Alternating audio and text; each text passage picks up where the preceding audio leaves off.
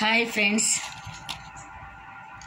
చిన్నప్పుడు వేరుశనగ గుళ్ళు ఇలా వేపి బెల్లం ముక్క ఇచ్చి తినమనేవాళ్ళు.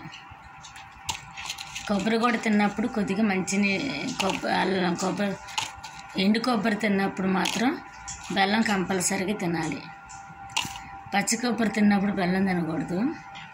కానీ వేరుశనగ గుళ్ళు తినేటప్పుడు మాత్రం ఎండు కొబ్బరి తిన్నప్పుడు బెల్లం తింటే మంచిదంటండి. మంచిగా రక్తం పట్టిద్దంట, మంచిగా బలం అంట. Iron, folic acid, iron, haemoglobin కూడా ఉంటుందంటండి ఎక్కువగా. డాక్టర్లు కూడా రిఫర్ చేస్తూ ఉంటారు. ఇట్లాగా వేరుశనగ గుళ్ళు వేపుకున్నాయి ఎండు కొబ్బరి బెల్లం తినటం వలన మంచి ఆరోగ్యం అంట, రక్తం పట్టిద్దంట.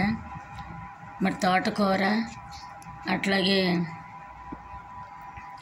ఆకుకూరలు, కాయగూరలు, దానిమ్మలు, బత్తాయి రసం, యాపిల్ ఇలాంటివి తినటం వలన ఒంటికి ఆరోగ్యము, బలం కూడా అంటండి.